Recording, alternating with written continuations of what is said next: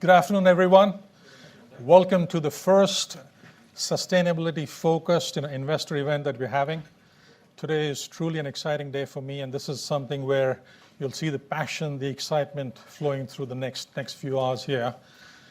Before we get going, I just wanted to inform everyone that we have the chairman and the senior independent director of Coats here too, so Mike Clasper and Nicholas Bull. We have senior members of the Coats management team here too, so we'll all be available after the event to answer questions. There will be an opportunity to ask questions right at the end of the session here. So this is focused on ESG, but let me be very clear up front. 80 to 90% of this is going to be focused on the E part. Roughly 10% will be on the S. And G, we're not going to focus on this event because typically what happens is there's a lot of disclosure, there's a lot of discussion during the full year results announcements, in our annual reports regarding the social and the governance aspects of it. So the focus here is really to get everyone up to speed on what's happening on the environmental part of it. The objectives for today: to understand our sustainability strategy, link it to customers, and then link the sustainability strategy to the business outcomes. And of course, it's to meet management. The one thing about the textile industry is this is a very resource-intensive industry. There's a lot of consumption of cotton. There's a lot of consumption of oil-based fibers and filaments, nylon, polyester, etc. There's a lot of consumption of water, and there's a lot of consumption of electricity. So this is a very resource-intensive industry. And one of the challenges that the entire industry has overall is to reduce the intensity of use of these precious resources. I'll give you an example here. A standard size pair of jeans, it takes about 500 liters of water to make one pair of jeans. In the world, there are billions of jeans manufactured every year. Of that 500 liters of water, 99% of that water is used either in the growing of cotton or used in the manufacturing of the fabrics. Water used in thread consumption is 0.2%. So you can see water, of that 500 liters, it's only about 10 or 20 milliliters of water used for thread. So as an industry, we have a big problem with respect to water consumption, and we need to find different ways of actually reducing the water here. Last year, we made two bets. One was Twine. Now, Twine is an Israeli tech startup company that has developed a revolutionary digital thread printing sort of machine. And that machine uses zero water. It uses very little electricity. And we are quite excited about the prospects of this machine over the next 3 to 4 years. This will initially be used for small lot dyeing, not for the large bulk dyeing. But if we can make a dent even in the small lot dyeing and use zero water, that is a big leap forward. We also acquired a company called ThreadSole. ThreadSole uses artificial intelligence-based algorithms to help reduce the consumption of fabric. Fabric is between 50 and 60% of the cost of any garment, and fabric uses the most water and the most electricity. So even if you get a few percentage points reduction in fabric use, that has a significant impact on the use of water and the use of electricity. So we are quite excited about using technology to help reduce the consumption of water and the consumption of electricity. The outline for today is, I'm going to stand up here and just give you a little bit of a context here in terms of the business outlook. The more interesting parts are going to be led by Adrian, who's going to give you a customer view of sustainability, why it's important for our customers. Now, what we'll be sharing with you is not pie-in-the-sky dreams, not theory, not concepts. We'll be sharing with you results we have achieved in the last 6 years, and based on the success in the last 6 years, how we're going to roll out our ambitions for the next 4 or 5 years. So it's actual work that we've done and delivered, and that's quite exciting there. Here is a quick outlook of Coats. This just gives you the overall footprint. The one thing about Coats is it is a very complex organization, and the complexity results from the complexity of the industry that we operate in. So just to give you an idea here, we have 1.5 million SKUs that we sell to 40,000 customers in 100 countries. So managing that supply chain is an absolutely Herculean task. And we've had a lot of people come in and audit our supply chain from an efficiency and effectiveness standpoint. And the experts say that we are managing a supply chain in a very, very good way. So this just puts things in context here. We are a market leader. And in terms of ESG, ESG has been core to Coats for the past many, many, many decades. One of the reasons why Coats has survived for 2.5 centuries is because of its strong roots in taking care of communities, the environment, and making sure that essentially whatever we're doing is being done in a very sustainable way. To essentially put our money where our mouth is, we've been spending roughly 40% of our capex on CSR-linked activities over the last 6 years. Just to give you some high-level numbers, that roughly translates to about $120 million over the past 6 years. And we have been doing it because we think it's the right thing to do. This is a source of competitive advantage for us.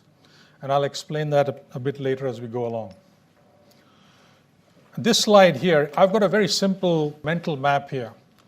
Sustainability equals differentiation, which equals competitive advantage, which equals share gains, which equals profit and cash. So I'm trying to link sustainability to shareholder value here. And there's a clear positive link between sustainability and increased profits and cash.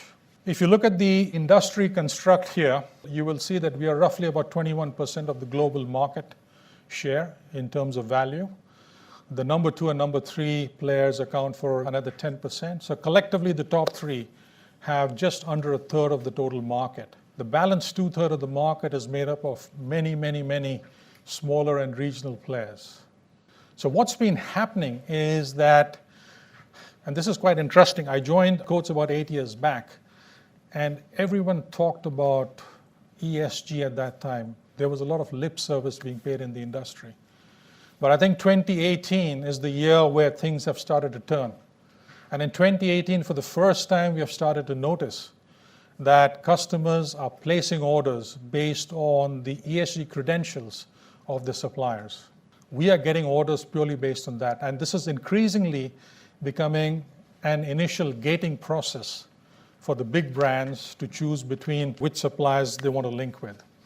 What is happening in our industry, right from the retailers down to the brands, to the tier 1s, tier 2s, etc., everyone is looking at supply consolidation. And as brands and retailers look to consolidate, ESG is becoming an increasing criteria as to which companies they want part of the supply chain.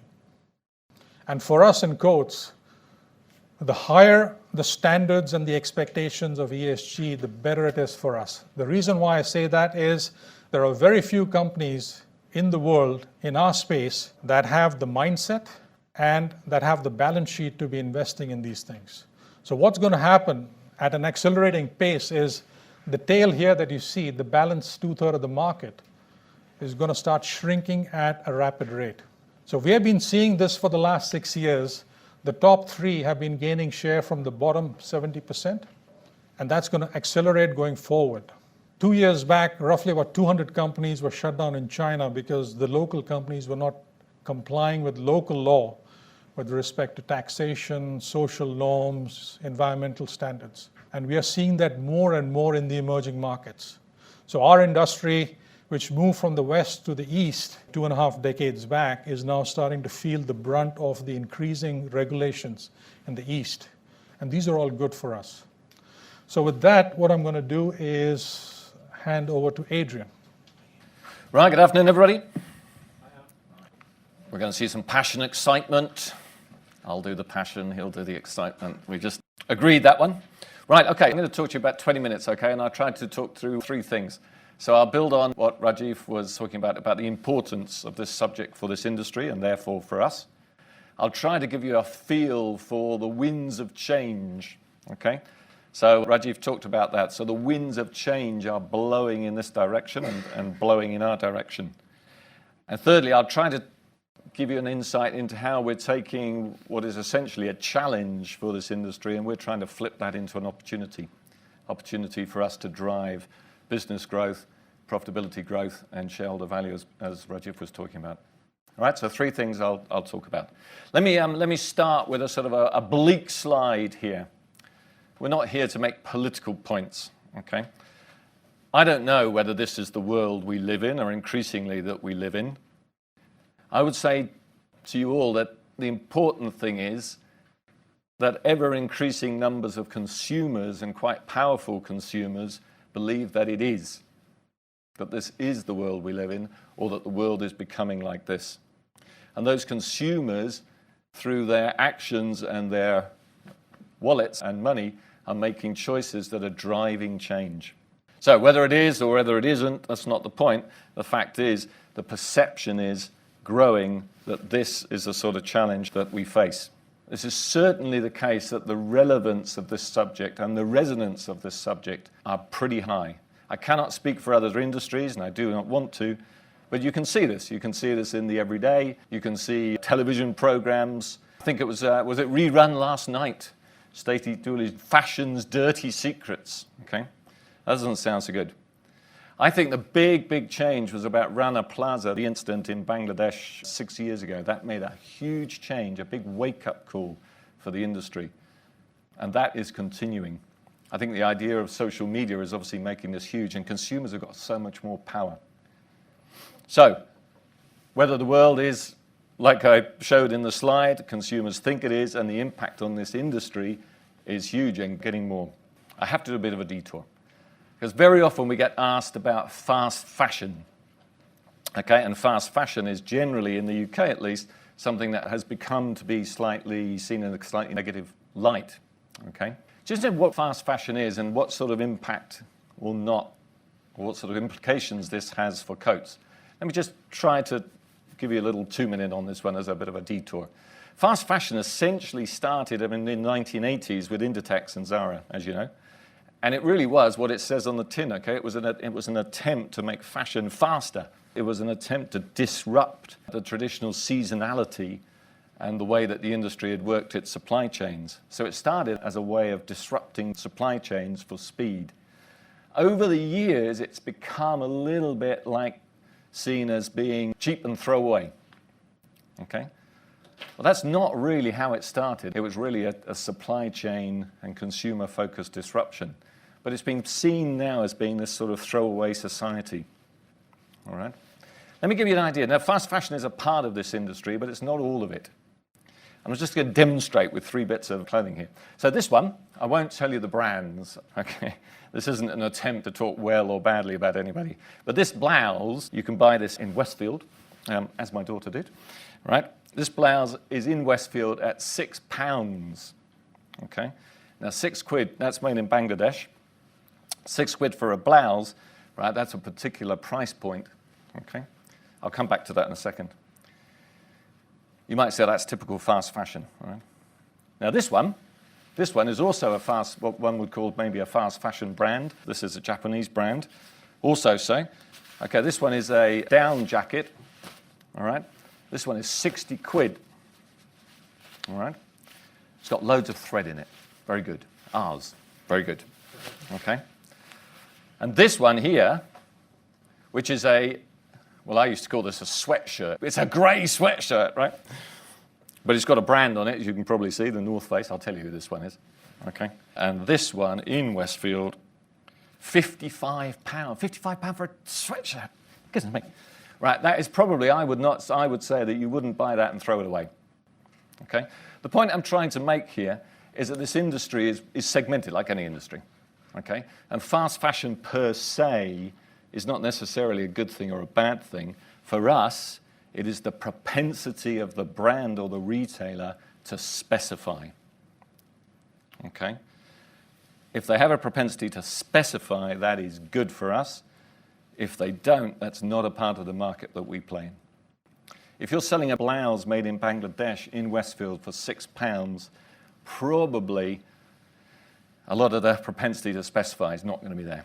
I was at a dinner a few months ago with the owner, or the founder at least, of one of the big UK high street names. And he said, look guys, this is all good, but my consumers will sit outside and buy a coffee for £3.50, okay? They'll come in here and they will not pay more than £2.50 for a vest or whatever he was talking about, okay? So that's typical of a brand where these values do not play.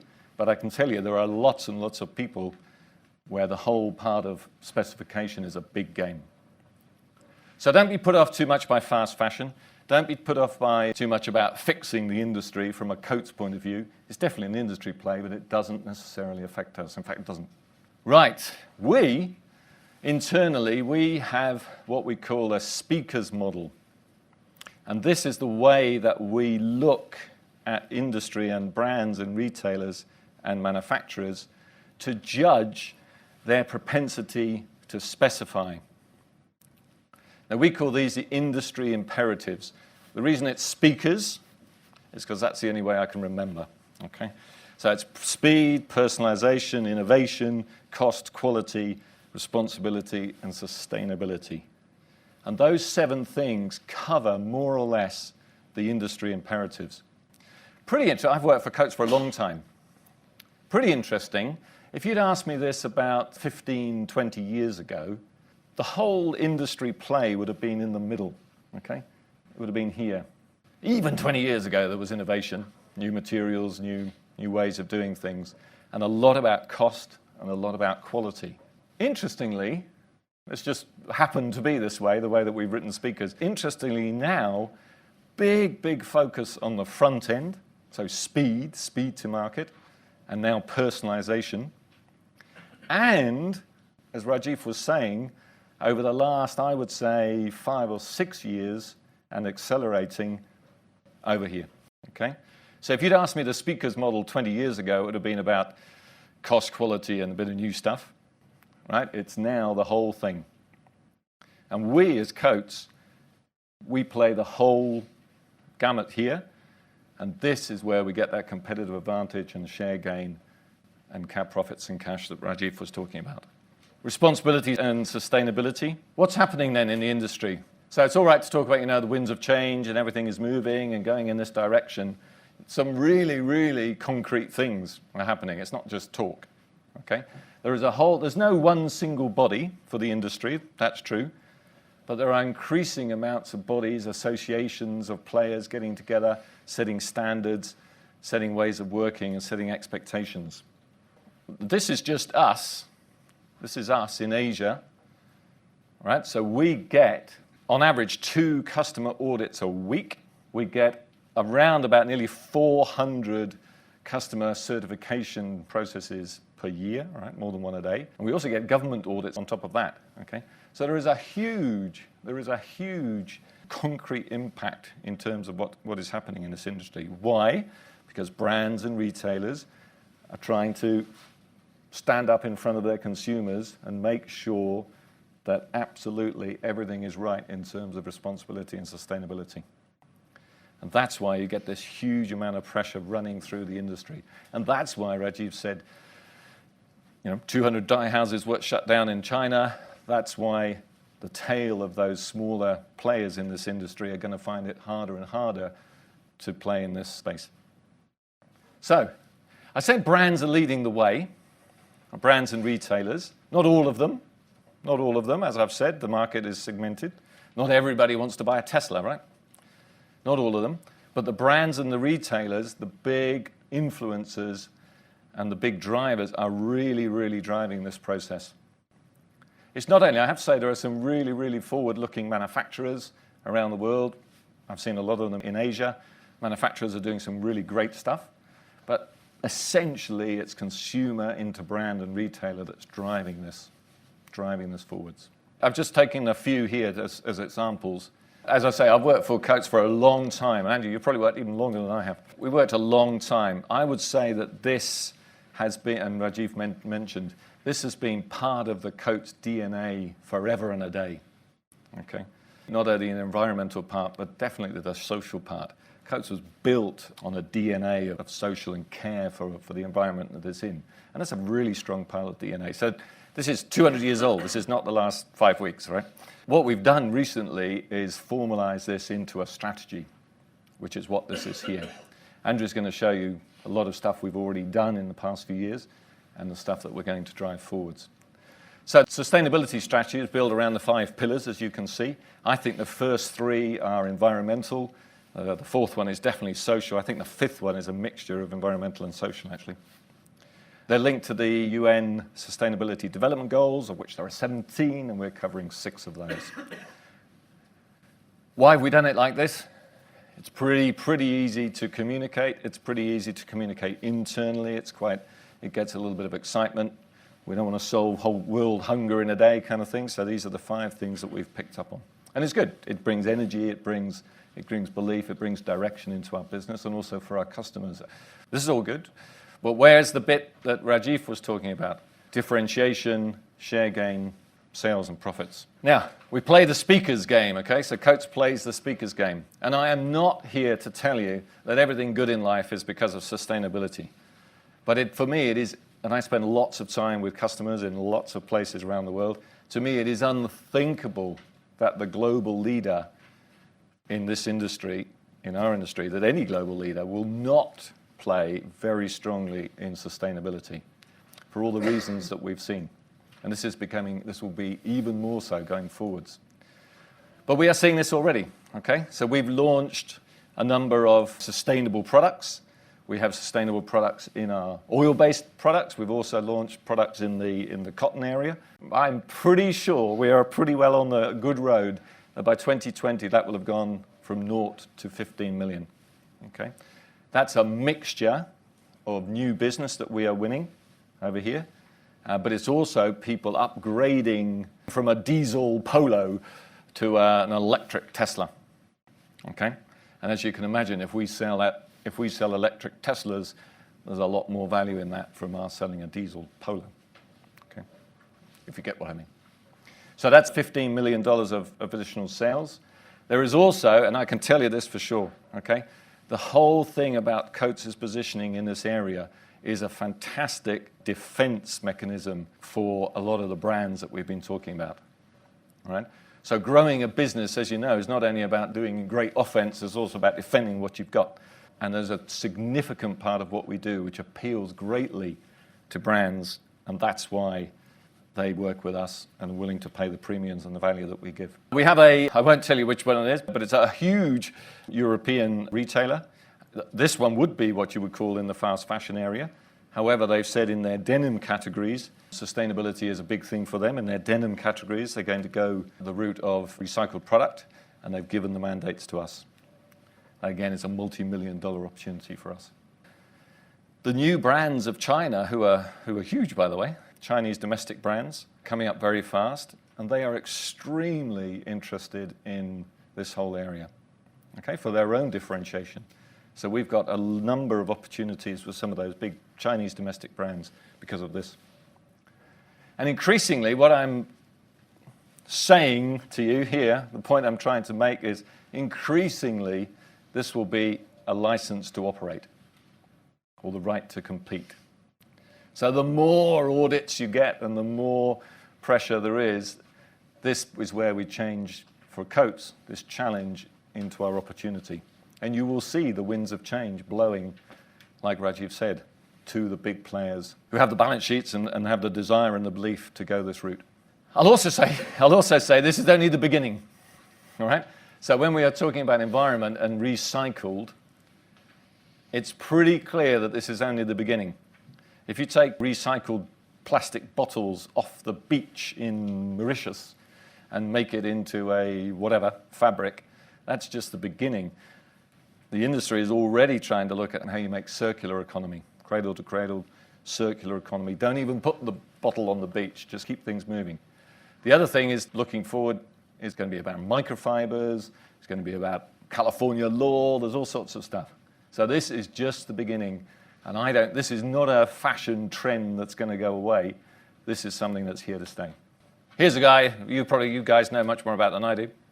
This is from an investor point of view. I'll give you an anecdote from our industry.